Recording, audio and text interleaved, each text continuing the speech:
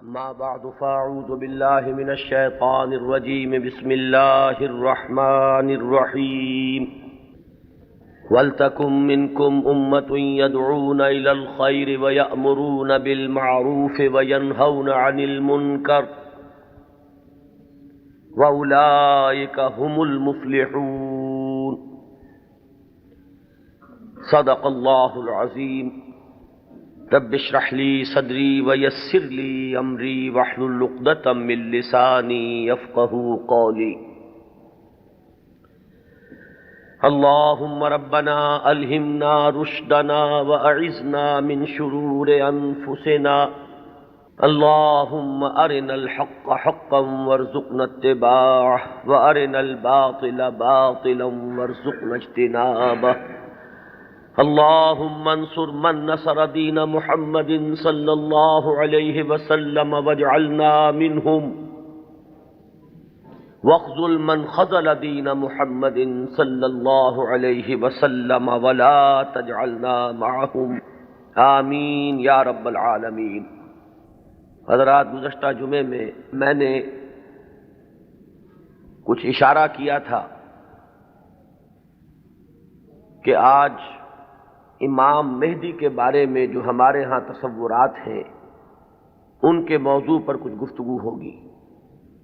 یہ اصل میں ایک سلسلے کی کڑی ہے۔ 12 ربیع الاول کو جو تقریر میں نے کی تھی قرآن اکیڈمی میں ختم نبوت اور تکمیل رسالت کے موضوع پر، اس کے ایک ضمیمے کی حیثیت سے نزول مسیح کا مسئلہ زیر بحث آیا۔ اب ظاہر بات ہے کہ نزول مسیح سے پہلے رفع مسیح علیہ الصلاۃ والسلام کا مسئلہ ہے۔ چنانچہ میں نے پہلے تو ایک مفصل تقریر اس موضوع پر قرآن اکیڈمی ہی میں کی، اور پھر میرا ذہن چونکہ ادھر متوجہ ہوا کہ یہ اہم موضوع ہے، اس پر زیادہ وسیع حلقے میں بھی گفتگو ہونی چاہیے، تو 2 جمعوں میں بھی اس موضوع پر گفتگو ہوئی، بلکہ 3 جمعوں میں گفتگو ہو چکی ہے۔ بعض ضمنی مسائل وہ تھے اس مسئلے سے متعلق جن پر پچھلے جمعے میں گفتگو ہوئی۔ اب آج اسی ضمن میں چونکہ ایک مسئلہ جنہیں عام طور پر امام مہدی کہا جاتا ہے ان کا بھی ہے، اور اس کا تعلق اس پہلو سے بھی ہے کہ آن جہانی غلام احمد قادیانی نے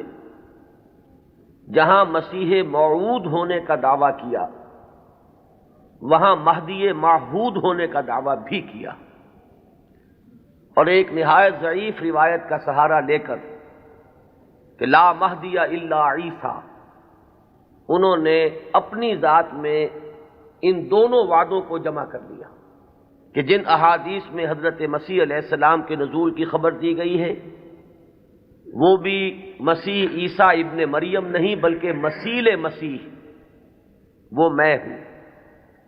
اور جن احادیث میں امام مہدی کے بارے میں اخبار ہیں وہاں بھی در حقیقت جس شخصیت کے ظہور کی پیشن گوئی کی گئی ہے وہ میں ہی ہوں۔ تو ایک ہی شخصیت میں یہ دونوں پیشن گوئیاں جو ہے احادیث کی ان کو اس نے جمع کر لیا، اور یہ بات سامنے رہے کہ اس شخص سے اپنے آپ کو منسوب کرنے والے جو 2 گروہ ہمارے ہاں ہیں، ایک وہ کہ جنہیں ہم اصل قادیانی یا اب ربوائی کہتے ہیں، اور دوسرے وہ کہ جو لاہوری کہلاتے ہیں، یہ دونوں ان دونوں دعووں کے بارے میں متفق ہیں۔ اختلاف ایک اضافی دعوے کے بارے میں ہے، وہ اپنی زندگی کے آخری دور میں صریحاً نبوت کا دعویٰ ہے جو غلام احمد قادیانی نے کیا۔ اس دعوے کے بارے میں کچھ تعویلوں کے حوالے سے لاہوری جماعت منکر ہے کہ وہ دعویٰ ہوا ہی نہیں، یا یہ کہ اس کی تعویل ایسی کرتے ہیں کہ موقف ان کا یہ ہے کہ ہم غلام احمد کو نبی نہیں مانتے بلکہ ہم مسیح موعود اور مہدی معہود مانتے ہیں۔ تو جہاں تک ان دونوں دعووں کا تعلق ہے، ان میں یہ دونوں جماعتیں مجتمع ہیں، ان کو ان دونوں حیثیتوں سے ماننے والے یہ ہیں، صرف جو فرق ہے ان کے مابین وہ نبوت کے دعوے کے بارے میں۔ اب اس مسئلے پر اس تمہید کے بعد جو بات میں کرنا چاہتا ہوں جو اہم ترین ہے وہ یہ ہے کہ امام مہدی کا جو تصور ہمارے ہاں ہے اس میں ذہنوں میں بڑا انتشار ہے، کنفیوژن ہے، اس لیے کہ دو مہدی جمع ہو گئے۔ ایک تصور مہدی کا وہ ہے جو اہل تشیع کے ہاں ہے،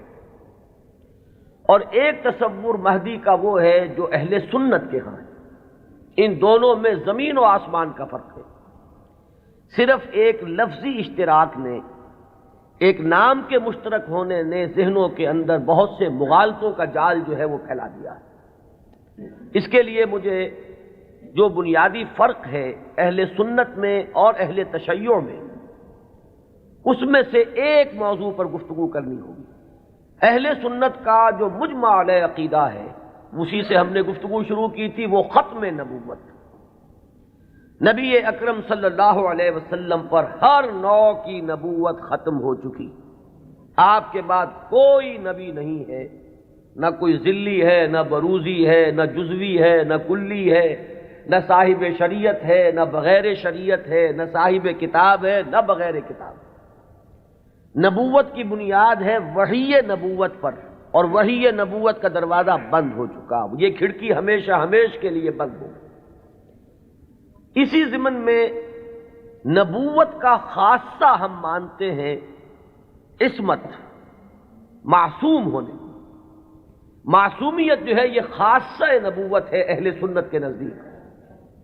جب نبوت ختم ہوئی تو معصومیت بھی ختم ہوئی۔ اب خطا کا امکان ہے، اجتہاد کا دروازہ ہے، کھلا ہے۔ کوشش کرو، محنت کرو، صحیح سے صحیح رائے تک پہنچنے کے لیے ایڑی چوٹی کا زور لگاؤ۔ کتاب و سنت کے جو محکمات ہیں، جو اس کی اساسات ہیں، اس سے استدلال کرتے ہوئے، استنباط کرتے ہوئے نتائج تک خود پہنچو، یہ اجتہاد ہے۔ اس اجتہاد میں جہاں ثواب کا امکان ہے، خطا کا بھی۔ ثواب یہاں سے والا ثواب نہیں، صاد والا ثواب، جس سے آپ بولتے صائب الرائے، وہ شخص کہ جس کی رائے صحیح ہوتی ہے۔ تو ثواب کا بھی امکان ہے کہ صحیح رائے تک انسان پہنچ جائے، اور خطا کا بھی احتمال ہے۔ یہ جو خطا کا احتمال ہے، اگر پوری نیک نیتی سے خطا ہوئی ہو، انسان کی اپنی نیت میں کوئی فساد نہ ہو، اس کے اپنے اندر کوئی اس کے ارادوں میں کجی نہ ہو، تو اگر خلوص اور اخلاص کے ساتھ ایک مجتہد غلطی کرتا ہے، خطا کرتا ہے، ہمارا موقف یہ ہے کہ اسے بھی اجر ملے گا، اکیرا اجر ملے گا، اس لیے کہ اجتہاد کا مادہ وہی جہد ہے۔ اس نے خلوص کے ساتھ محنت کی ہے، جد و جہد کی ہے، مطالعہ کیا ہے، غور و فکر کیا ہے، کتاب و سنت کی نصوص کو کھنگالا ہے، اس نے ایک رائے قائم کی ہے۔ اس رائے کے قائم کرنے میں اگر وہ بربنائے طبع بشری کسی خطا کا مرتکب ہو گیا ہے، تو یہ اس کے دسترس سے، اس کے اختیار کے دائرے سے باہر ہے، لہذا اسے اس کی محنت کا اجر و ثواب ضرور ملے گا۔ تو مجتہد مخطی کے لیے اکیرا ثواب ہے، اور مجتہد مصیب یعنی جو ثواب تک پہنچ گیا، صحیح رائے تک پہنچ گیا، اس کے لیے دوہرا اجر۔ یہ معاملہ میں نے اس سے پہلے بھی ایک مرتبہ عرض کیا تھا کہ ہمارے ہاں اتنا قطعی ہے کہ ہمارے نزدیک حضرت ابو بکر بھی معصوم نہیں ہے، حالانکہ بالاتفاق وہ سب سے افضل ہے پوری نوع انسانی میں انبیاء کے بعد، افضل البشر بعد الانبیاء بالتحقیق، صرف اس امت میں نہیں، کل نوع انسانی میں۔ جیسے کہ محمد الرسول اللہ صلی اللہ علیہ وسلم تمام انبیاء سے، تمام رسولوں سے افضل ہیں، اسی طرح آپ کی امت کے جو صدیق اکبر ہیں وہ تمام امتوں کے صدیقین سے افضل ہیں۔ افضل البشر بعد الانبیاء بالتحقیق ابو بکر الصدیق رضی اللہ تعالیٰ عنہ۔ اب آپ سوچئے، ہماری یہ رائے ہے، کسی کی ہو یا نہ ہو اس سے اس وقت سروکار نہیں ہے، ہماری یہ رائے ہے، اور پھر بھی ہم کہتے ہیں کہ ابو بکر بھی خطا سے محفوظ نہیں، معمول نہیں، ان سے بھی خطا کا امکان ہے، وہ معصوم نہیں ہے۔ عصمت جو ہے وہ خاصہ نبوت ہے، وہ محمد کے ساتھ ختم ہو گئی صلی اللہ علیہ وسلم۔ ابو بکر سے خطا ہو سکتی ہے، عمر سے ہو سکتی ہے، عثمان سے ہو سکتی ہے، علی سے ہو سکتی ہے، ہر شخص سے ہو سکتی ہے۔ اگر ان چار سے ہو سکتی ہے تو بقیہ پوری نوع انسانی تا قیام قیامت جو آنے والی ہے، ان میں کوئی ان سے افضل نہیں ہو سکتا، بات ختم۔ لیکن اہل تشیع کا عقیدہ یہ ہے کہ نبوت کا دروازہ تو بند ہوا ہے، لیکن اس کے بعد امامت معصومہ کا ایک سلسلہ چل رہا ہے، اور یہ امامت معصومہ اہل بیت میں ہے۔ نبی اکرم صلی اللہ علیہ وسلم کی جو اولاد حضرت فاطمہ رضی اللہ تعالی عنہا سے چلی ہے، یہ اس میں امامت معصومہ کا ایک سلسلہ ہے کہ جو چل رہا ہے۔ تو آپ اچھی طرح جان لیجئے کہ ہمارے نقطہ نگاہ سے تو وہ بھی ایک جزوی نبوت ہو گئی، جہاں خاصہ عصمت آ گیا، نبوت کا ایک جز آ گیا۔ تو ہمارے اور ان کے درمیان جو سب سے اہم اختلاف ہے یہ کہ صحابہ میں افضل کون ہے، یہ معاملہ تو کچھ لوگوں کے اپنے ذوق کا بھی ہو سکتا ہے، مزاج اور افتاد کا بھی ہو سکتا ہے۔ ظاہر بات ہے کہ پسند ناپسند پر تو انسان کو اختیار بھی نہیں ہو سکتا۔ میں نے کئی مرتبہ عرض کیا کہ ایک ہی پودا ہے گلاب کا، اس پر پھول کھلے ہوئے ہیں، آپ کو کوئی ایک پھول زیادہ پسند آیا، آپ نے اس کو لے لیا، اور آپ بتا بھی نہیں سکیں گے کہ اس میں آخر سبب کیا ہے، آپ نے دوسرے پھولوں کو چھوڑ کر اسے کیوں منتخب کیا۔ تو یہ معاملہ اتنا بنیادی نہیں ہے، اگرچہ ہمارے نزدیک صحابہ کرام میں افضلیت کا ایک پیٹرن ہے اور وہ معین ہے کہ پوری امت میں افضل ترین 4 خلفاء ہیں، اور ان میں ترتیب فضیلت جو ہے وہ ترتیب خلافت کے مطابق ہے۔ ابو بکر ہیں، عمر ہیں، عثمان ہیں، پھر علی۔ ان کے بعد وہ 6 ہیں عشرہ مبشرہ میں سے، ان کے بعد اصحاب بدر ہیں، ان کے بعد اصحاب شجرہ ہیں، ان کے بعد تمام صحابہ ہیں، اور ان کے بعد پھر اب سلسلہ جو ہے وہ چلتا جائے گا۔ آگے بات میرٹ پر ہوگی، شخصی میرٹ پر، لیکن یہاں جو ہے معاملہ شخصی میرٹ کا نہیں ہے، یہاں تو معاملہ جو ہے معین ہے کہ یہ سیڑھیاں ہیں۔ تو یہ ہے ہمارا ایک موقف، لیکن میں پھر بھی عرض کروں گا کہ اس کو میں کوئی اہم عقیدے کی بات نہیں کہتا، یہ ایک ذوق کا معاملہ بھی ہو سکتا ہے۔ یہاں تک کہ امام الہند حضرت شاہ ولی اللہ دہلوی رحمۃ اللہ علیہ نے ایک بڑی عجیب بات لکھی، وہ یہ لکھتے ہیں کہ اگر میری طبیعت کو اس کے آزاد رجحان پر چھوڑ دیا جائے تو وہ فضیلت علی کی طرف زیادہ مائل ہے۔ کتنی سچی بات کہی ہے کہ میرے ذاتی رجحان کو، میری طبیعت کو، ایک ہے میرا ذوق، اگر اسے آزاد چھوڑ دیا جائے تو وہ کچھ فضیلت علی کی طرف زیادہ اس کا رجحان ہے، وہ زیادہ قائل ہے، لیکن مجھے حکم ہوا ہے کہ میں فضیلت کا اقرار کروں ابو بکر اور عمر اور عثمان کی۔ اب یہ ہے مقام، یہ جامعیت ہے، یہ توازن ہے۔ لہذا میں عرض کروں گا کہ اس مسئلے کو میں پھر بھی ثانوی کہوں گا، دوسرے درجے میں، لیکن یہ جو بنیادی بات ہے یہ بہت بڑا اختلاف ہے، اور ہمارے اعتبار سے تو در حقیقت یہ ایک جزوی نبوت ہے کہ جس کے قائل ہیں ہمارے یہ بھائی جو اپنے آپ کو اہل تشیع کہتے ہیں۔ بہرحال ان کا بھی آگے سلسلہ، یہ عام معلومات کے لیے بھی بات ہے کہ ذہنوں میں رہنی چاہیے، ہمیں اکثر و بیشتر بڑی بنیادی باتیں بھی اپنی تاریخ کی معلوم نہیں۔ ہم چونکہ سنی ہیں، سنیوں کے اختلافات تو ہم خوب جانتے ہیں، لیکن یہ کہ اہل تشیع میں اختلاف آگے کیا ہوئے ہیں اکثر و بیشتر ہمارے علم میں نہیں ہے۔ ان کا جو یہ معصوم امامت کا سلسلہ ہے، حضرت علی، حضرت حسن، حضرت حسین، حضرت حسین کے صاحبزادے حضرت علی بن حسین جنہیں امام زین العابدین کے نام سے پکارا جاتا ہے، پھر ان کے بیٹے ہیں محمد باقر، ان کے بیٹے ہیں جعفر، جن سے فقہ جعفری چل رہی ہے۔ یہ 6 امام تو ان کے ہاں متفق علیہ، ان میں تو یہ جو شاخ چلی ان میں کوئی اختلاف نہیں ہے کہ یہ سب کے نزدیک ان میں متفق علیہ ہے ان کی امامت، اور یہ سب امام معصوم شمار ہوتے ہیں۔ لیکن 7ویں امام پر آ کر ان کے ہاں ایک تقسیم ہو گئی۔ بڑے بیٹے اسماعیل تھے تو ان سے ان کے ماننے والے اسماعیلی کہلائے۔ اختلاف ہوا کہ اب امامت جو ہے حضرت جعفر صادق کی اولاد میں سے کس کی طرف منتقل ہوئی، اختلاف ہو گیا۔ بڑے بیٹے کے ماننے والے یہ کہلائے اسماعیلی، اور چھوٹے بیٹے سے جو چلا وہ پھر مسئلہ وہی چل رہا ہے۔ ان کے پھر مزید 6 امام ہیں، جن میں سے 11ویں امام جو ہے ان کے بارے میں ایک تو تاریخ کی روایت یہ ہے کہ وہ لا ولد فوت ہو گئے، اور ایک روایت جو اہل تشیع کے ہاں ہے وہ یہ ہے کہ ایک بچہ ان کے ہاں ہوا تھا جس کو انہوں نے اخفاء سے کہیں بھیج دیا باہر، اندیشہ یہ تھا کہ حکومت وقت اس کو قتل نہ کرا دے۔ وہ ہیں ان کے تصور میں امام مہدی، وہ جن کو بچا لیا گیا تھا وہ کہیں کسی غار میں روپوش ہیں اور وہیں ہیں، آخری زمانے کے قریب ان کا ظہور ہوگا، وہ زندہ ہیں، غار میں موجود ہیں، ان کا ظہور ہوگا، وہ امام المہدی ہیں، اور ان کے آنے کے بعد پھر یہ مسلک بھی ظاہر بات ہے کہ اسلام ان کے نزدیک تو وہی ہے جسے وہ اسلام کہہ رہے ہیں، یعنی شیعیت جسے ہم کہتے ہیں، اس مسلک کی بھی فتح ہوگی اور یہی اسلام جو ہے پھر پوری دنیا کے اوپر چھا جائے گا۔ انہیں قائم آل محمد بھی ان کے ہاں کہا جاتا ہے۔ تو یہ ہے تصور امامت کا اور امام مہدی کا شیعہ حضرات کے۔ کیونکہ درمیان میں نے بات آپ کو ایک بتائی تھی کہ ساتویں امام پر آ کر اختلاف ہوا ہے، تو جو بڑے بیٹے اسماعیل سے جو سلسلہ چلا وہ بھی کچھ عرصے کے بعد دو حصوں میں تقسیم ہو گیا۔ ان میں سے ایک حصہ ابھی چل رہا ہے کہ وہ امامت نسلاً بعد نسل چلی آ رہی ہے، وہ تو ہمارے ہاں کے یہ اسماعیلی ہیں۔ یہ اسماعیلی اس وقت جو ان کے امام ہیں، آغا خان تھے، آغا خان کے پوتے اب ان کے امام ہیں، اب کریم آغا خان، یہ ان کے نزدیک امام معصوم ہیں، ان سے کسی خطا کا امکان ہی نہیں۔ سر سلطان محمد خان جو آغا خان تھے، ان کے تو یہ الفاظ بھی منقول ہوئے ہیں کہ جب میں شراب پیتا ہوں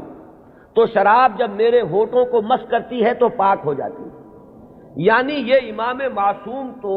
وہ شے ہے کہ جس سے کوئی ناپاک چیز چھوئے گی تو پاک ہو جائے گی، جیسے وہ تصور ہے کہ ایک چیز، ایک پتھر کوئی ایسا بھی ہے کہ جس کو وہ چھو لے وہ سونا بن جاتا ہے، تو اسی طریقے سے یہ امامت معصومہ کیا ہے اس کا آپ تصور کیجئے۔ تو جو ایگزیکٹ لائن ہے امامت کی وہ تو در حقیقت ان کے ہاں ہے کہ وہ امامت معصومہ کا تصور جو ہے بغیر کسی سلسلے کے ٹوٹے ہوئے وہ چلا آ رہا ہے۔ ہمارے ہاں جن کو ہم آغا خانی کہتے ہیں، اسماعیلی کہتے ہیں، ان کے ہاں، ان کے ہاں دوسری شاخ وہ ہی تھی کہ اس میں بھی آگے چل کر امام غائب ہو گیا،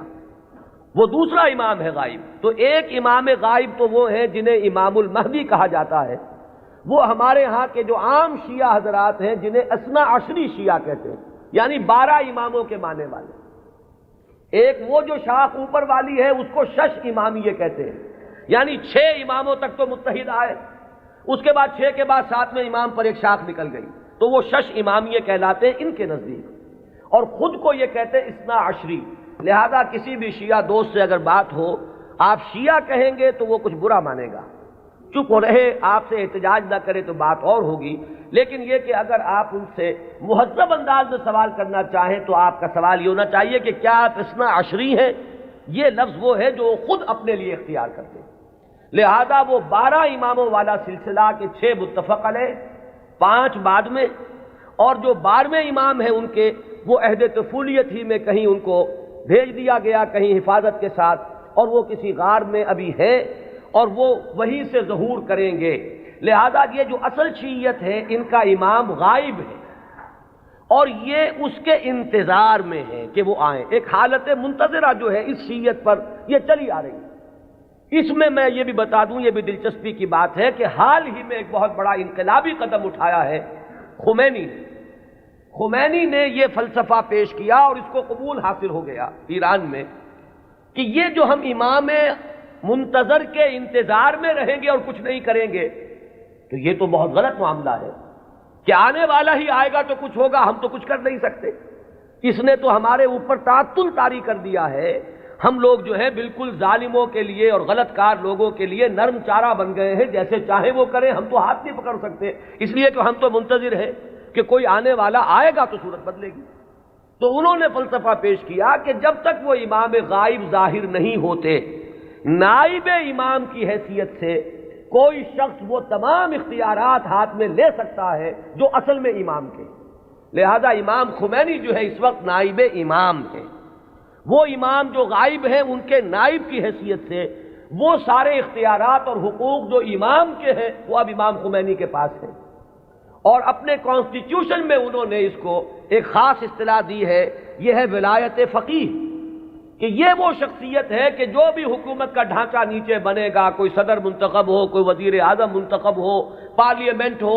یہ سارا ڈھانچہ چلتا رہے گا، لیکن اوپر تلوار لٹکی رہے گی ولایت فقیہ کی کہ جس کو جس وقت چاہے وہ برطرف کر دے۔ یہی وجہ ہے کہ وہ ابو الحسن بنی صدر جو ہے وہ پیرس میں بیٹھے ہوئے ہیں، حالانکہ بہت بڑی اکثریت سے اس وقت ہمیں یہی بتایا گیا تھا واللہ عالم کہ بڑی عظیم اکثریت سے وہ صدر منتخب ہوئے تھے، لیکن بہرحال یہ تو نیچے کا ڈھانچہ ہے، اصل میں تو اوپر ولایت فقیہ ہے، اس کا اعتماد حاصل رہے گا تو کوئی شخص رہے گا ورنہ نہیں۔ میں یہاں نہ کوئی تنقید کرنا چاہتا ہوں نہ کسی اختلاف کا اظہار، آپ کو بتا رہا ہوں کہ بات سمجھ میں آئے کہ امام مہدی کا اصل کانسیپٹ کیا ہے۔ یہ لفظ زیادہ جو ہے معروف جو در حقیقت اس شیعہ نظریے کے تحت ہے۔ ابھی میں آپ کو بتاؤں گا کہ ہمارے ہاں تو جو روایات کسی قدر پائے کی ہے، کوئی ان کی حیثیت ہے، وہاں مہدی کا لفظ ہے ہی نہیں، کہیں بھی نہیں۔ اس اعتبار سے معاملہ بڑا مختلف ہے۔ کچھ خبریں ہیں ہمارے ہاں، وہ میں ابھی عرض کروں گا، لیکن امام مہدی کی اصل شخصیت، ان کے بارے میں سارے تصورات، ان کا وہ مقام اور مرتبہ، یہ ساری چیزیں جو ہمارے ہاں عام ہیں، یہ در حقیقت ہماری نہیں بلکہ اہل تشیع کی، وہ ہے تصور شیعہ حضرات کا جو ہمارے ہاں عام ہو گیا ہے۔ اب آئیے جو ہمارا مسئلہ ہے، اہل سنت کے ہاں بھی یہ خبریں موجود ہیں، بلکہ میں اس کو شروع کروں گا ختم نبوت کے بعد۔ وہ کیا اقدامات ہیں کہ جو اس امت میں اللہ تعالیٰ نے اپنی مشیت کاملہ کے تحت کیے ہیں، کہ جن کے بارے میں میں اس وقت جرأت کر کے ایک لفظ استعمال کر رہا ہوں کہ جو نبوت کی قائم مقامی کی حیثیت اختیار کر لیتے ہیں۔ ان میں سب سے پہلا قدم تو میں تفصیل سے عرض کر چکا ہوں، قرآن کی حفاظت۔ اللہ تعالیٰ نے ذمہ لیا، انا نحن نزلنا الذکر وانا لہ لحافظون، ہم نے ہی اس ذکر کو نازل کیا ہے اور ہم ہی اس کے محافظ۔ یہ میں عرض کر چکا ہوں اس سے پہلے اپنی تقریروں میں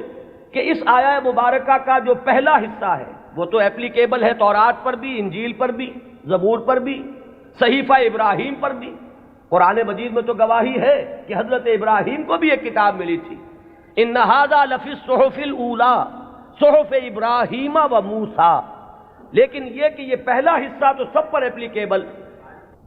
ان کی عصبیت کہہ لیں، تعصب کہہ لیں، وہ پختہ ہو چکا ہے۔ لیکن یہ کہ ہر جگہ کچھ لوگ ہوتے ہیں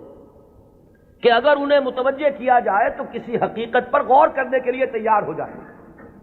تو چونکہ ان کے ہاں جو بات چلی، اجرائے وحی سے بات شروع ہوئی، تو ایک بڑی عام جو سطح ہے، کامن سینس کی سطح، اس پر وہ بات ان کی بڑی وزنی تھی۔ بات یہ تھی کہ جب نبوت کی اصل ضرورت ہے انسان کی ہدایت، تو انسان ختم نہیں ہوا، نبوت کیسے ختم ہو گئی؟ آخر نبوت، میں اب ان کی طرف سے بات کر رہا ہوں، کہیں کوئی مغالطہ آپ کو نہ ہو جائے، اس لیے کہ جب تک آپ اپنے مخالف کے موقف کو صحیح طور پر نہیں سمجھیں گے تو آپ کیسے اس کے بارے میں کوئی ججمنٹ آپ نہیں دے سکتے۔ ان کی دلیل کیا ہے کہ نبوت کوئی ہابی تو نہیں تھی بعض اللہ کی، جب چاہا جاری رکھا، جب چاہا ختم کر دیا۔ یہاں ہر چیز جو ہے حکمت کے ساتھ ہے، کوئی مقصد ہے، کوئی غایت ہے، ربنا ما خلقت ھذا باطلا۔ تو نبوت کی اصل غرض و غایت نوع انسانی کی ہدایت یا اتمام حجت۔ اب وہ نوع انسانی ختم نہیں ہوئی تو نبوت کیسے ختم ہو گئی؟ وحی کا دروازہ کیسے بند ہو گیا؟ یہ دلیل تھی جو کامن سینس کے لیول پر کافی اپیلنگ ہے، بات سمجھ میں آتی ہے۔ یہاں ہمیں سمجھنا ہوگا کہ جب ہم اس کے قائل ہیں کہ نبوت، وحی نبوت کا دروازہ بند ہو گیا، تو خلق کی ہدایت کی جو ضرورت ہے اس کو اب کن ذرائع سے پورا کیا گیا؟ ان چیزوں کو اگر سمجھ لیا جائے تو وہ دلیل کٹ جائے گی۔ پہلی بات میں عرض کر چکا ہوں پوری تفصیل سے اپنی سیرت کی تقاریر میں بھی اور بعد میں بھی، کہ پہلی بات یہ کہ ہدایت خداوندی اپنے مرحلہ تکمیل کو پہنچ گئی قرآن مجید میں۔ اس حقیقت کا جتنا ادراک ہوگا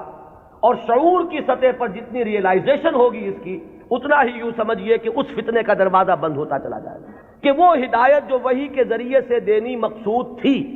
وہ اپنے کلائمیکس کو، نقطہ عروج کو، اپنے نقطہ کمال کو پہنچ چکی قرآن مجید میں۔ اور دوسری بات یہ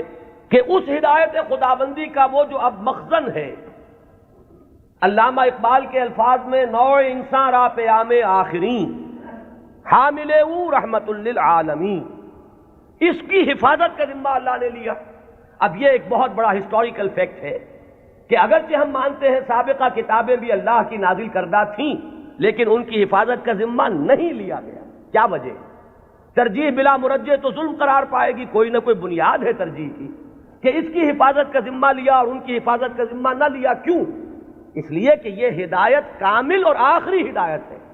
اگر یہ بھی گم ہو جائے تو پھر تو یا تو اس کھڑکی کو کھولیے، وہی نبوت کا دروازہ پھر کھلنا چاہیے، ورنہ یہ ہے کہ اگر یہ محفوظ ہے تو پھر کوئی منطقی ضرورت اور عقلی ضرورت اس کھڑکی کے کھولنے کی نہیں. تو پہلا انتظام جو اللہ نے کیا ختم نبوت کے بعد جو ایک خلا پیدا ہوا ہدایت انسانی کے سلسلے میں، اس کے لیے پہلا انتظام قرآن مجید کی حفاظت. اب یہ کتاب محفوظ ہے تا قیام قیامت. اس کے معنی میں لوگ گھپلا کر لیں، اس کے ترجموں میں تحریف ہو جائے، الحاد ہو جائے، ادھر موڑ لیں ادھر تروڑ لیں، خود بدلتے نہیں قرآن کو بدل دیتے ہیں. ہوئے کس درجہ فقیہان حرم بے توفیق، لیکن یہ ترجموں میں ہو سکتا ہے، تفسیروں میں ہو سکتا ہے، متن میں ممکن نہیں ہے. وہ ٹیکسٹ جو ہے ہمیشہ ہمیشہ کے لیے محفوظ رہے گا. پہلا انتظام یہ. دوسرا انتظام جو ایک ضمانت دی ہے اللہ تعالیٰ نے اور جس کی خبر دی ہمیں محمد الرسول اللہ صلی اللہ علیہ وسلم. ضامن تو اللہ ہے لیکن اس کی خبر دینے والے اللہ کے رسول ہیں. آپ نے فرمایا، یہ دو اعتبارات سے احادیث آتی ہیں، متفق علیہ روایت ہے، لا یزال من امتی امت قائمۃ بامر اللہ لا یضرهم من خذلهم ولا من خالفهم. میری امت میں ہمیشہ ایک گروہ ایسا موجود رہے گا جو امر اللہ پر پورے طور پر قائم رہے گا، جازم رہے گا. نہ تو کوئی شخص جو ان سے روگردانی کرے گا، علیحدگی اختیار کرے گا، چھوڑ کر جائے گا، نہ تو وہ کوئی نقصان پہنچا سکے گا اس گروہ کو، اور نہ کوئی جو کھلم کھلا مخالف ہے وہ انہیں کوئی غضب پہنچا سکے گا. اور یہ معاملہ اسی طرح رہے گا یہاں تک کہ قیامت آ جائے. یہ دوسری ضمانت ہے کہ اس امت میں ایک گروہ ہمیشہ حق پر قائم رہے گا. اس لیے کہ ہدایت کا صرف نظری اعتبار سے کتاب میں محفوظ رکھنا کافی نہیں ہے. اگر یہ بات ہوتی تو پھر انبیاء کے آنے کی ضرورت نہیں تھی. اللہ تعالیٰ کسی اپنے غیبی طریقے سے کتابیں نازل کر دیتا. کتاب کے ساتھ کوئی شخصیت جو ہے موجود رہنی چاہیے، کوئی گروہ انسانی موجود رہنا چاہیے جو اس کتاب پر قائم ہو، جو اس کتاب کا عملی نمونہ پیش کر سکے. لہذا دوسری ضمانت یہ دی گئی، اور اس کی مختلف روایات اور بھی آتی ہیں. لا تزال فی امتی طائفۃ قائمین علی الحق. میری امت میں لازماً ایک گروہ ہمیشہ ایسا رہے گا جو حق پر قائم رہے گا. ایسی جماعت سے کبھی بھی دنیا بالکل خالی نہیں ہوگی. یہ ضمانت میں پھر عرض کر رہا ہوں کس کی ہے؟ اللہ کی. یہ در حقیقت اسی ضرورت کو پوری کرنے کا اہتمام ہو رہا ہے جو ختم نبوت کے بعد جو بھی خلا پیدا ہوا ہدایت انسانی کے اعتبار سے اس کا جو پر کیا جانا ہے وہ ان چیزوں سے. یہی بات آپ کو ملے گی منفی اسلوب میں بھی. یہ تو مثبت ہے. منفی طور پر حضور نے فرمایا کہ میری امت کبھی گمراہی پر جمع نہیں ہوگی. لا تجمع امتی علی الضلالہ. اگر تو کبھی ایسا ہو جائے پوری امت محمد صلی اللہ علیہ وسلم گمراہی پر جمع ہو جائے تو نفی ہو جائے گی اس قول کی کہ میری امت میں ہمیشہ ایک گروہ حق پر قائم رہے گا، قائمین علی الحق. تو بات ایک ہی ہے، ایک اس کا مثبت انداز ہے اور ایک اس کا منفی پہلو ہے کہ لا تجمع امتی علی الضلالہ. میری امت کبھی بھی گمراہی پر جمع نہیں. اسی ضمن میں ایک تیسری جو ضمانت دی ہے وہ ضمانت وہ ہے جسے ہم مجددین امت کے نام سے جانتے ہیں. ایک سلسلہ مجددین ہے جس کی خبر دی گئی ہے کہ ان اللہ یبعث فی هذه الامہ علی راس کل 100 عام من یجدد لها دینها. اللہ تعالیٰ نے خاص اہتمام فرمایا ہے کہ اس دین پر اگر کچھ اور بیرونی اثرات آتے چلے گئے، کچھ پردے پڑتے چلے گئے، کچھ گردہ ادھر ادھر سے آ کے جمع ہو گیا، کچھ بدعات کا طومار آ گیا، کوئی غلط نظریات جو ہے انہوں نے آ کر تسلط حاصل کر لیا، تو ہر 100 سال کے بعد ہر صدی کے سرے پر اللہ تعالیٰ ایک ایسی شخصیت کو اٹھائے گا کہ جو اس پورے دین کو اثر نو بالکل خالص شکل میں پیش کر دے گا. سارا ادھر ادھر کا گند جو آیا تھا اس کو دھو دے گا، سارے جو اضافے ہوئے تھے اس سے اس کو پاک کر دے گا، جو بھی عجمی یا جو غیر اسلامی تصورات آئے ہوئے ہوں گے انہیں دھو دے گا، جو رسوم کے اندر اور مراسم کے اندر جتنے بھی نئی بدعات جاری کی گئی ہوں گی ان سے بھی بالکل نکھار کر جو اصل ہے چہرہ اس دین حق کا، دین محمدی علیہ صاحب صلاۃ والسلام کا، اسے نکھار کر اصل صورت اس کی پھر واضح کر دے گا. یہ ہے جنہیں ہم مجددین امت کہتے ہیں. اور یہ جان لیجئے کہ اس کا اگرچہ جن لوگوں کو ہم نے قرار دیا ہے کہ وہ اس امت کے مجددین ہیں، ہمارے ہاں نہ مجدد معصوم ہے۔ اب اختلاف رکھیے، یہاں پر فرق ذہن میں رکھیے۔ میں نے تو آپ کو بتایا کہ مجدد کہاں ہے، حضرت ابو بکر سے بڑھ کر تو کوئی افضل نہیں، لیکن وہ بھی معصوم نہیں ہے۔ وہ سلسلہ امامت کا کانسیپٹ بالکل جدا ہے، اس کی بنیاد جدا، اس کا تصور جدا، اس کے ساتھ جتنے بھی معاملات جو ہیں متعلق ہیں وہ سب بالکل مختلف ہیں۔ اور یہ جو سلسلہ مجددین امت ہے یہ کانسیپٹ کے اعتبار سے بنیادی طور پر مختلف ہے۔ کوئی ہمارا ہندوانہ پس منظر ہے جو اثر انداز ہو رہا ہے، کوئی مغربی تہذیب نے آ کر کوئی اپنا غازہ مل دیا ہے، ان سب کو ہٹا کر وہ دین کی اور شرع مبین کی جو اصل اور صاف صورت ہے اس کو اثر نو اجاگر کر دو، یہ ہے کار تجدید۔ ہم نے کوشش کی ہے، اور اس میں اختلاف ہو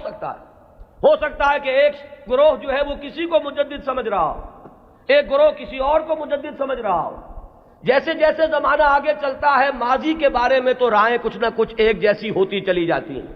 لیکن یہ کہ ہم عصر لوگوں میں ہمیشہ اختلاف رہے گا۔ گروہ رہیں گے وہ سمجھیں گے کہ شاید یہ مجدد ہیں، ان کی خدمات ایسی ہیں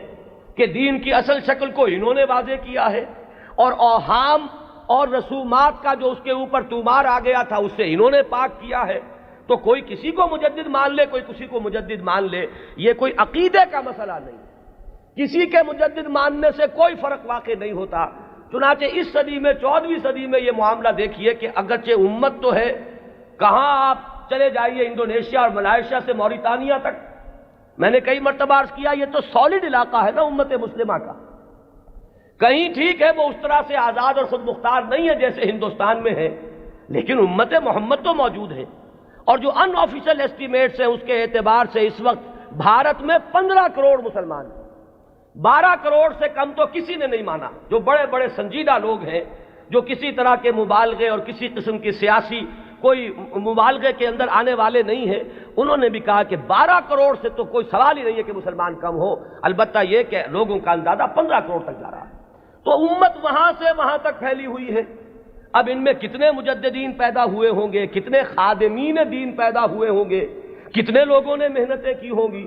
ایک ہی وقت میں وہاں حسن بننا ہے مصر میں، یہاں مولانا مودودی بھی ہیں، یہاں مولانا الیاس صاحب بھی ہیں، یہاں مولانا اشرف علی تھانوی بھی ہیں، یہاں مولانا رشید احمد گنگوہی بھی ہیں، اور بھی بہت سے لوگ ہیں جن کے بارے میں کسی کو کسی کے بارے میں، کسی کو کسی کے بارے میں خیال ہو سکتا ہے۔ یہ تو در حقیقت فیصلہ ہوا کرتا ہے 2-3 صدیوں کے بعد،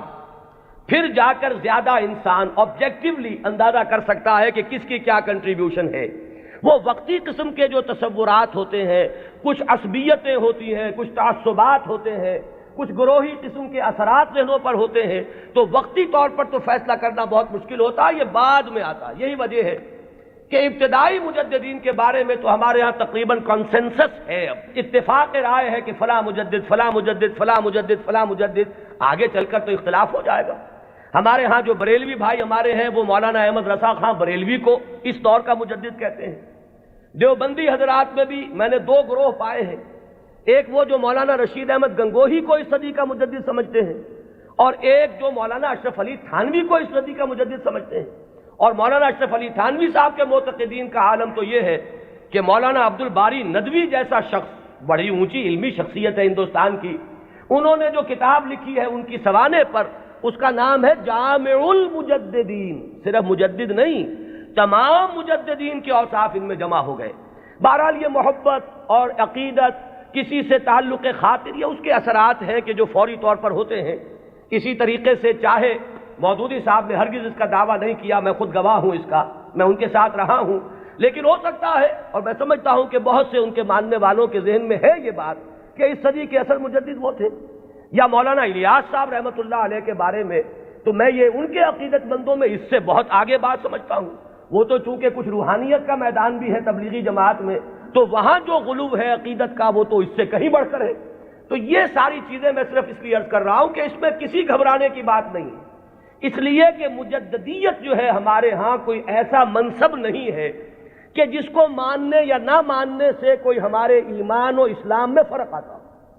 اگر غلام احمد قادیانی کو صرف مجدد مانا گیا ہوتا کبھی تکفیر نہ ہوتی۔ اب ہمارے یہ لاہوری بھائی جو ہیں جب اپنے مدافعت پہ آتے ہیں تو وہ کہتے ہیں کہ ہم تو صرف مجدد مانتے ہیں۔ ایک زمانے میں اسی وجہ سے اس بات کا قائل رہا کہ قادیانیوں کی تکفیر تو درست ہے، لیکن ان کے بارے میں ہمیں توقف کرنا چاہیے، اس لیے کہ یہ تو نبی نہیں مان رہے، لیکن ثابت یہ ہوا ہے کہ اس شخص نے نبوت کا دعویٰ کیا۔ اب کوئی شخص انکار کرے تو بات اور ہے، اور کم سے کم یہ کہ مسیح موعود مانتے ہیں اور وہ مہدی موعود مانتے ہیں، ان دونوں چیزوں کو انہوں نے جمع کر دیا، اور دعویٰ جو ہے اس کا ثابت ہے کہ اس نے نبوت کا دعویٰ کیا، لہذا ان کے انکار سے انہیں کوئی ریلیف نہیں مل سکتا۔ بہرحال جو بات میں عرض کر رہا تھا وہ یہ کہ ہمارا جو یہ تصور مجدد ہے اس کو ذہن میں رکھیے، تو اب اس سے آگے بحث کو بڑھائیے۔ جیسے سلسلہ نبوت و رسالت اپنے ارتقائی مراحل طے کر کے مقام عروج پر، کلائمیکس پر، درجہ کمال پر پہنچا محمد الرسول اللہ صلی اللہ علیہ وسلم کی ذات مقدسہ میں، اسی طرح بالکل منطقی طور پر سمجھیے کہ اب یہ مجددین امت کا سلسلہ بھی قیامت سے پہلے اپنے ایک تکمیلی مرحلے کو پہنچے گا، اور وہ تکمیلی مرحلہ کیا ہے کہ اس امت کی ایک ایسی تجدید ہوگی، اس دین کی ایک اتنی مکمل تجدید ہوگی، وہ دین کہ جسے اب پوری دنیا کا دین بننا ہے، جس کی خبر دی ہے محمد الرسول اللہ صلی اللہ علیہ وسلم نے۔ تو وہ اخبار و احادیث ہمیں ملتی ہیں کہ جن میں حضور نے یہ خبر دی ہے کہ قیامت سے قبل اور قرب قیامت کے زمانے میں میری امت میں ایک شخص ایسا پیدا ہوگا کہ جو اس دین کو دنیا میں غالب کرے گا، جو اس کے لیے پھر اثر نو ایک جد و جہد کرے گا۔ ظاہر بات ہے کہ وہ سلسلہ مجددین ہی کی آخری کڑی، اس لیے کہ قیامت کے سلسلے میں بات ہو رہی ہے قیامت سے پہلے ایک ایسی عظیم شخصیت جو ہے مسلمانوں میں پیدا ہوگی، وہ سلسلہ مجددین امت کا یوں سمجھیے کہ مقام عروج ہے، وہ اس کا کلائمیکس ہوگا، وہ اس کا تکمیلی درجہ ہوگا۔ اس ضمن میں جو احادیث آتی ہیں ان کو ہم دو بڑے بڑے گروہوں میں تقسیم کر سکتے ہیں۔ پہلی بات تو یہ جانیے کہ کوئی حدیث اس بارے میں سند کے اعتبار سے اتنی قوی نہیں ہے کہ امام بخاری رحمت اللہ علیہ نے جو اپنا معیار بنایا تھا قبول روایت کا اس پر پوری اتر جائے۔ سب سے کڑا معیار امام بخاری کا ہے، یہی وجہ ہے کہ یہ کہا گیا ہے کہ اصح الکتب بعد کتاب اللہ صحیح البخاری۔ حدیثوں کی جان پھٹک، کس روایت کو قبول کریں گے کس کو نہیں کریں گے، ہر محدث نے اپنے کچھ شرائط بنا لی، ایک پیمانہ بنا لیا۔ یوں سمجھیے جیسے یہ بجری جہاں کرشرز لگے ہوتے ہیں اور اس کے بعد وہ کرش سٹون جو ہے وہ کنویئر بیلٹ پر آتا ہے اور مختلف سائز کی چھلنیاں لگی ہوتی ہیں، کوئی چھوٹے سائز کی چھلنی ہے اس میں سے چھوٹے چھوٹے پتھر جو ہے وہ نکل جائیں گے، اس سے آگے چل کر اور چونکہ گریڈنگ کرنی ہے کہ آدھے انچ سے کم چاہیے بجری تو یہ اس چھلنی میں سے نکل گئی وہ لے جائیے، پھر اس کے بعد آپ کو چاہیے آدھے انچ سے لے کر 1 انچ تک تو اگلی چھلنی ہے، وہ اس میں سے نکلیں گے، اس سے آگے اور بڑھتا چلا جائے گا، گریڈنگ ہو جائے گی اس میں۔ تو محدثین نے گریڈنگ قائم کی ہے اپنے معیار میں، اور ٹاپ کا معیار جو ہے سب سے باریک چھلنی جو لگائی ہے وہ ہے در حقیقت امام بخاری رحمت اللہ علیہ کی، لہذا اس معیار پر جو حدیث آ گئی تو ہم یہ کہتے ہیں کہ اب سند کے اعتبار سے تو کلام نہیں، وہ جو معاملہ ہے تو اس سطح پر کوئی حدیث بھی نہ مہدی کے نام کے ساتھ نہ بغیر نام کے، ہمارے ہاں صحیح بخاری میں کوئی روایت موجود نہیں ہے اس ضمن میں، یہ تو پہلی بات ہے جسے نوٹ کر لیجئے، یعنی سند کے اعتبار سے ٹاپ کے درجے پر تو کوئی حدیث نہیں۔ اس کے بعد نمبر 2 جنہیں ہم صحیحین میں بریکٹ کرتے ہیں، امام بخاری کے ساتھ امام مسلم کی صحیح، یہ بریکٹ ہو کر صحیحین، یہ ذرا ایک دائرہ بن گیا۔ امام مسلم کے شرائط بھی تقریباً وہی ہیں اگرچہ تھوڑے سے کم،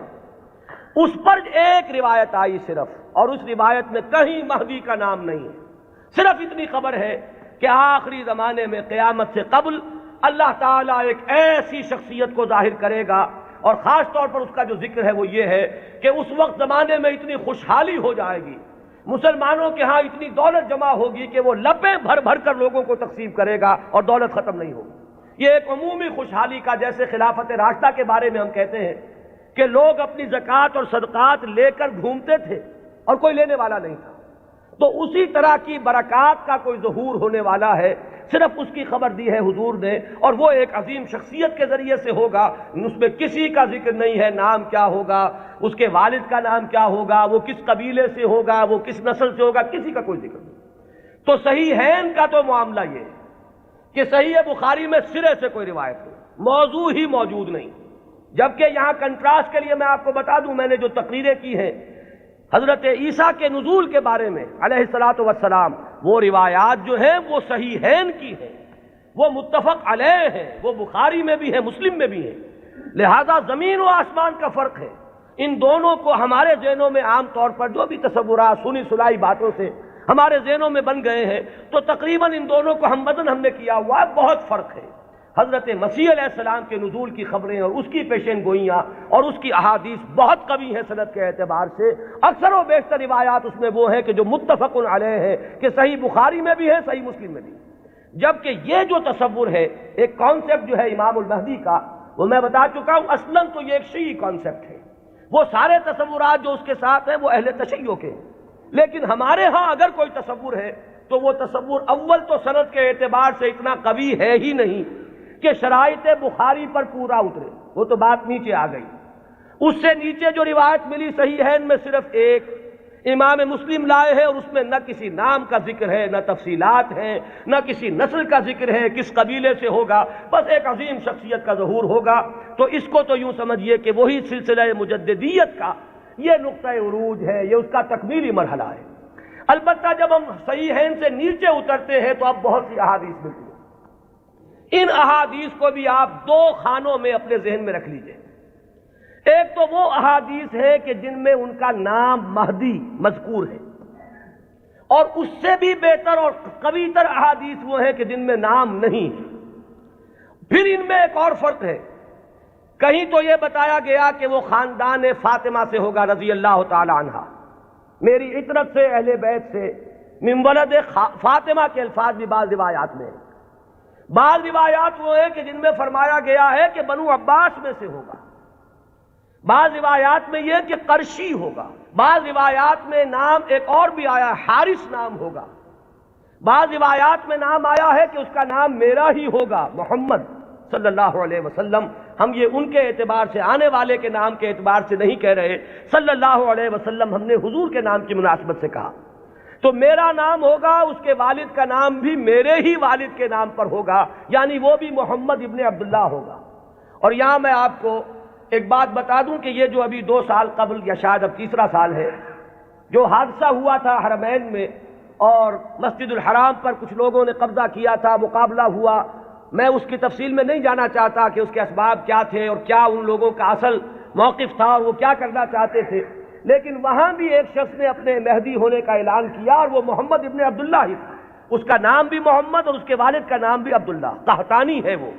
اور وہ عرب تو ہے، لیکن یہ کہ بہرحال اب جو بھی ان کے بارے میں معلوم نہیں ہے کہ آیا جو لوگ موقع پر قتل ہو گئے ہیں وہاں ان میں وہ ہے یا نہیں، پھر یہ کہ جو لوگ بعد میں پکڑ کر قتل کیے گئے ہیں سزا کے طور پر ان میں وہ ہے یا نہیں، کچھ پتہ نہیں۔ جو ان کا سب سے بڑا سرغنہ تھا اس کو تو بہرحال قتل کر دیا گیا ہے، لیکن جو اصل سرغنہ تھا وہ نہیں ہے، جس نے کہ دعویٰ کیا تھا کہ یہ مہدی ہے، جن کے بارے میں لوگوں نے کہا کہ ان سے بیعت کرو یہ مہدی ہے۔ تو وہ بہرحال ایک صرف میں نے برسبیل تذکرہ بات کہی ہے کہ وہ جو فرمایا گیا کہ نام میرے نام پر ہوگا اور والد کا نام بھی میرے والد کے نام پر ہوگا، یہ بھی بعض روایات میں ہے، لیکن یہ تمام روایات جو ہیں جیسا کہ میں نے عرض کیا کہ ان میں سے بہت ایک تو تعارض ہے، اختلاف ہے، تفصیلات میں بہت فرق و تفاوت ہے۔ تو اس سے بہرحال جہاں تک حدیث کے متن پر جرح کے لیے اور غور و فکر کے جو اصول بنے ہیں، حدیث پر جو غور و فکر ہوا ہے وہ 2 اعتبارات ہیں، سند پر یا متن پر۔ سند میں تو ہم یہ دیکھیں گے کس نے کس سے سنا، کس نے کس سے سنا، اس نے کس سے سنا، اس نے کس سے سنا، یہ چین متصل ہے یا کہیں ٹوٹتی ہے، 2 کڑیاں آپس میں ملی ہوئی ہیں کہ نہیں۔ پھر ہر کڑی کے بارے میں دیکھیں گے یہ فاسق تو نہیں تھا، اس کے بارے میں کوئی جھوٹ کی گواہی تو نہیں ملی تھی کہ جھوٹ بھی بول دیتا تھا۔ تو یہ سارا معاملہ تو ہے سند کا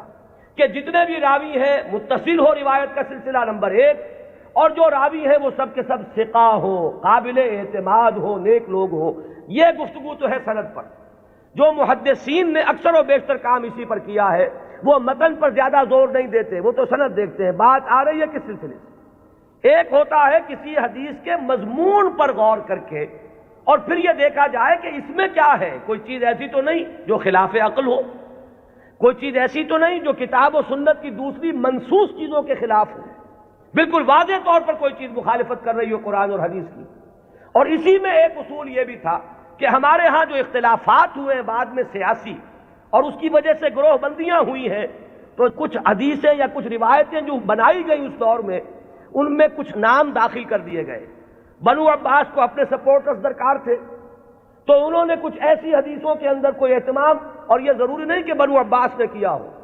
یہ آپ کو معلوم ہے کہ بادشاہ سے بڑھ کر بادشاہ کے وفادار ہر دنیا میں موجود رہے، تو ان کے حواریین نے ان کی خوشنودی حاصل کرنے کے لیے کچھ حدیثیں گھڑ دی ہوں کہ بنو عباس میں سے ہوگا ایک خلیفہ مہدی، اور اسے تو بڑا انعام پھر ملا ہوگا جس نے آ کر وہ روایت سنائی ہو۔ تو یہ ہوتے ہیں وہ محرکات جو وقتی طور پر اختلافات کی بنیاد پر جو روایتیں گھڑی گئی ہیں ان میں چھان پھٹک کرتے ہیں ان اصولوں پر۔ چنانچہ یہاں تک روایت کے الفاظ ملتے ہیں کہ وہ جو مہدی جب آئے گا تو اس کے جھنڈے کالے رنگ کے ہوں گے، اور وہ خراسان سے آئے گا۔ اب ابو مسلم خراسانی آیا تھا جس نے بنو امیہ کی حکومت کا تختہ الٹا اور بنو عباس کی حکومت قائم کی۔ ظاہر بات ہے کہ یہ روایت خود بول رہی ہے کہ یہ بنو عباس کے خوشامدیوں نے بنو عباس کو خوش کرنے کے لیے یہ کوئی روایت گھڑی ہے، اور چونکہ یہ درجہ ثالث درجہ چہارم کی روایات ہیں لہذا ہمیں ان کے متن پر گفتگو کرنے کا حق حاصل ہے۔ صحیح ہے ان کی روایات کا معاملہ مختلف ہو جائے گا، سند کے اعتبار سے اتنی پختہ روایات جو ہے تو ہمیں سوچنا پڑے گا، توقف کرنا پڑے گا کہ ہماری عقل ٹھوکر کھا سکتی ہے، آخر ہماری منطق بھی تو ٹیڑھی ہو سکتی ہے، وہاں ہمیں رکنا ہوگا۔ لیکن جہاں معاملہ روایت کے اعتبار سے اتنا پختہ نہیں ہے تو ظاہر بات ہے کہ وہاں متن پر گفتگو ہوگی۔ تو اکثر و بیشتر روایات تو اسی نوعیت کی ہیں کہ کہیں، چونکہ آپ کو معلوم ہوگا یہ ہماری تاریخ کا ایک عجیب واقعہ ہے، بنو امیہ کی حکومت کا تختہ الٹا بنو عباس نے، لیکن بنو عباس نے اس کے لیے جو مسلمانوں کو اپنے گرد جمع کرنے کے لیے نعرہ بلند کیا وہ تو تھا خاندان بنی ہاشم اور بنی فاطمہ آل رسول، ان کا نعرہ لگایا، اور جب انہیں حکومت مل گئی تو سب سے بڑھ کر تشدد جنہوں نے کیا ہے آل فاطمہ پر وہ یہی بنی عباس تھے۔ سیاست کے یہ کرشمے دیکھنے میں آتے ہیں، میری گناہ گار آنکھوں نے بھی ایک کرشمہ دیکھا ہے، وہ میں آپ کو سنا دوں۔ سعودی عرب کا اختلاف جب ہوا تھا مصر سے تو اس کا نقشہ میرے نگاہوں کے سامنے سن 62 میں پہلی مرتبہ میں نے حج کیا، اور اسی سن میں یہ رابطہ عالم اسلامی کی تاسیس ہوئی۔ مولانا مودودی بھی گئے تھے اس میں شرکت کے لیے، مولانا داؤد غزنوی بھی گئے تھے، میں تو گیا تھا والدین کے ہمراہ حج کے لیے۔ وہاں مولانا داؤد غزنوی نے یہ کہا کہ تم میرے سیکریٹری بن جاؤ، کیونکہ ہر مندوب جو آیا اس کے ساتھ کوئی سیکریٹری بھی ہے، تو مجھے اور کیا چاہیے تھا، اندھا کیا چاہے دو آنکھیں، کہ میں اس پورے اجلاس کو ان کے سیکریٹری کی حیثیت سے اٹینڈ کر سکوں۔ تو میں نے وہ پورا نقشہ دیکھا ہے۔ اس وقت صورت کیا تھی، اللہ تعالیٰ مغفرت فرمائے، شاہ سعود جو بڑے بھائی تھے شاہ فیصل کے بھی اور جو شاہ خالد ہیں ان کے، شاہ سعود اس وقت یوں سمجھئے کہ جو تقریر کی ہے ناصر کے خلاف اور مصر کے خلاف، اس سے زیادہ زہر میں بجھی ہوئی تقریر کوئی نہیں ہو سکتی۔ جملے مجھے ابھی تک یاد ہیں، نحن فداء الاسلام بارواحنا واجسادنا وہم اعداء اللہ واعداء الدین واعداء الرسول،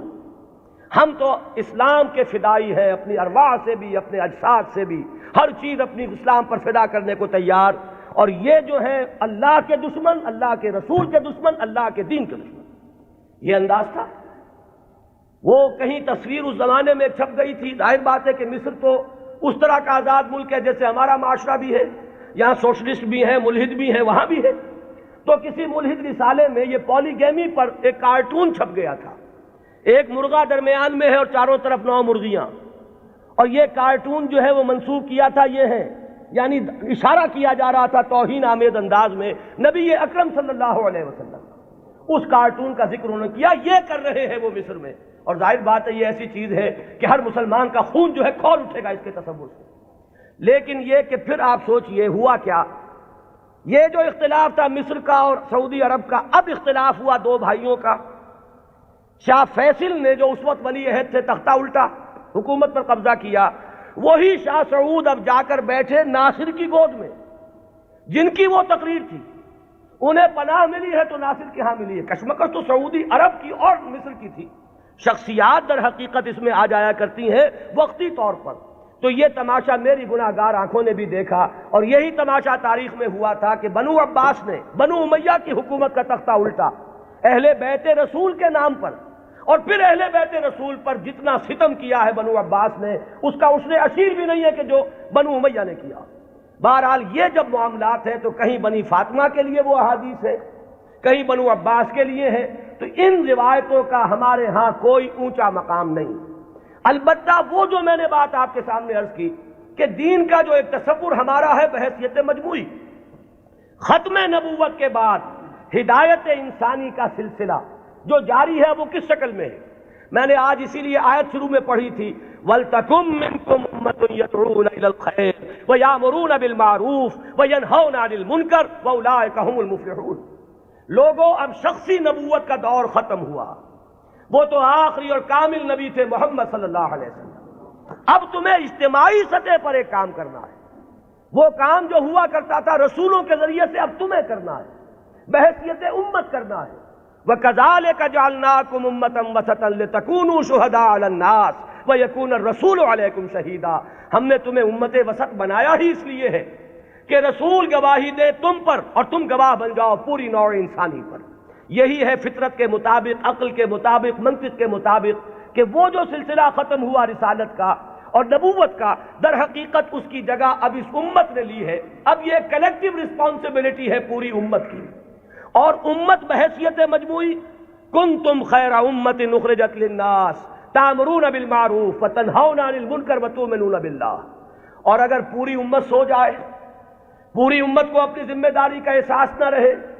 پوری امت جو ہے کہیں گم ہو جائے، اپنا قافلہ جو ہے وہ راستہ بھول چکا ہو، تب کیا کریں؟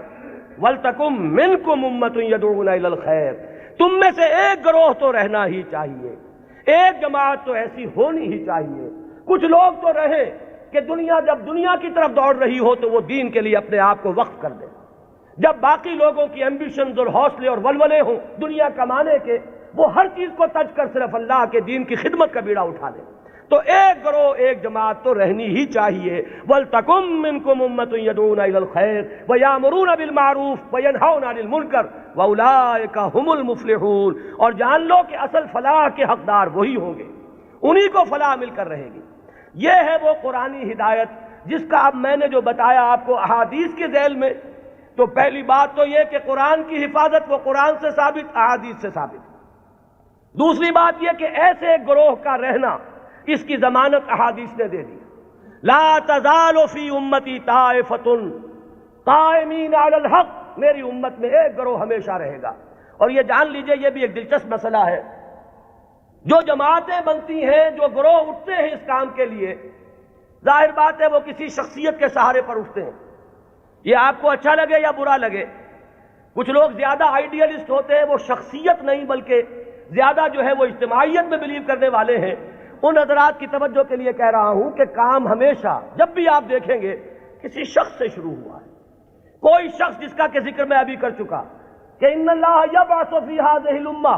علی راس کل مئۃ عام من یبعث لہا دینہا، کوئی نہ کوئی شخص اٹھتا رہے گا کہ جو دین کو تمام جو باہر سے آئے ہوئے اثرات ہیں ان سے دھو کر اس کی صحیح شکل میں دنیا کے سامنے لے آئے گا۔ اب ظاہر بات ہے کہ وہ اکیلا تو نہیں ہوگا، اسی کی دعوت پر کچھ لوگ جمع ہوں گے، وہ پکارے گا من انصاری اللہ، میں یہ کام کا بیڑا اٹھا رہا ہوں، کون ہے جو میری مدد کرے؟ وہ جماعت وجود میں آئے گی، وہ ہے جماعت وَلْتَكُن مِّنكُمْ أُمَّةٌ يَدْعُونَ إِلَى الْخَيْرِ یا لَا تَزَالُ فِي أُمَّتِي طَائِفَةٌ قَائِمِينَ عَلَى الْحَقِّ، وہ جماعت ہوگی۔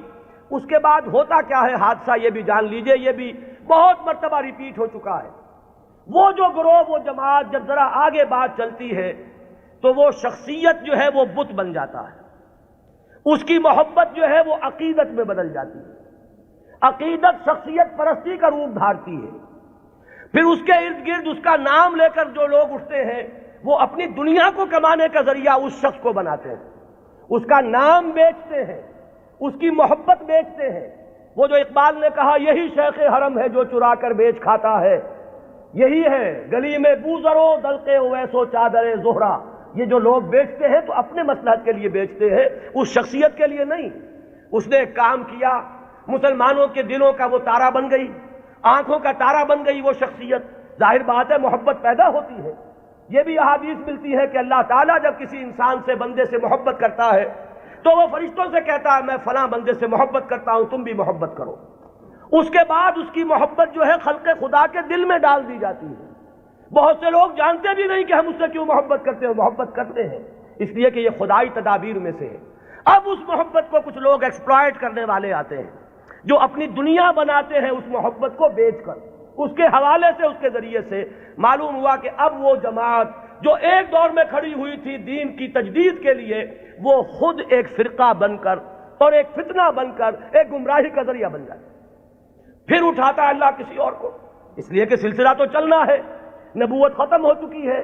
دین کی ہدایت کے اس پورے سلسلے کو تو برقرار رکھنا ہے تا قیام قیامت۔